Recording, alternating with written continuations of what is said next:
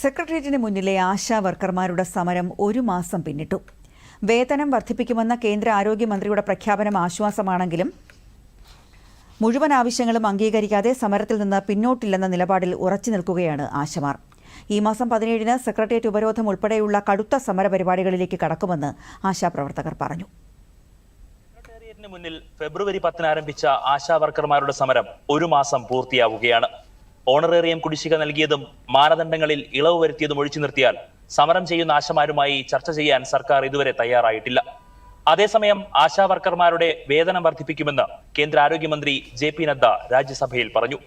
കേരളത്തിനുള്ള മുഴുവൻ കുടിശ്ശികയും കേന്ദ്രം നൽകിയിട്ടുണ്ടെന്ന് അദ്ദേഹം വ്യക്തമാക്കി. പി സന്തോഷ് കുമാർ MPയുടെ ചോദ്യത്തിനായിരുന്നു കേന്ദ്ര ആരോഗ്യമന്ത്രിയുടെ മറുപടി. ASHA workers all their activities which they are doing, and all those activities there has to be enhancement of the financial part, and which has the mission steering group has given the permission, and we will be going forward. That is the enrollment. As far as the Kerala government is concerned, I would like to enlighten the member that the government of India has given all its due. At this point of time, our share has been given to Kerala also the Asha.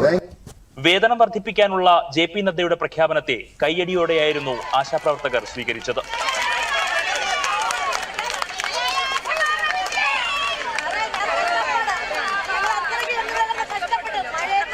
അതേസമയം പ്രഖ്യാപനത്തിൽ സന്തോഷമുണ്ടെങ്കിലും വ്യക്തത വരാനുണ്ടെന്ന് ആശമാർ പറയുന്നു. ഇതിനകത്ത് വ്യക്തത വരുത്തേണ്ടതുണ്ട്. Incentive ആണോ വർദ്ധിപ്പിച്ചത്, NHM ദേശീയതല സംസ്ഥാനത്തിന് കൊടുക്കുന്ന ഫണ്ടാണോ?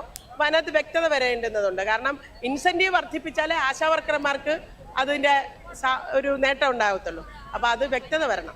ശമ്പള വർധനയും വിരമിക്കൽ ആനുകൂല്യവും പ്രഖ്യാപിക്കാതെ സമരത്തിൽ നിന്നും പിന്നോട്ടില്ല എന്നാണ് ആശമാരുടെ പ്രതികരണം. വരും ദിവസങ്ങളിൽ സമരം കൂടുതൽ ശക്തമാക്കും. 30 ദിവസമായി വെയിലും മഴയുമേറ്റ് ആശാ വർക്കർമാർ സെക്രട്ടേറിയറ്റിന് മുന്നിൽ സമരം തുടരുകയാണ്. വരും ദിവസങ്ങളിൽ കൂടുതൽ ശക്തമായ സമര പരിപാടികൾ സംഘടിപ്പിക്കാനാണ് ആശാ വർക്കർമാരുടെ തീരുമാനം. സെക്രട്ടേറിയറ്റിന് മുന്നിൽ നിന്നും ക്യാമറാമാൻ സത്യരാജിനൊപ്പം BS അനന്തു, ദൂരദർശൻ, തിരുവനന്തപുരം.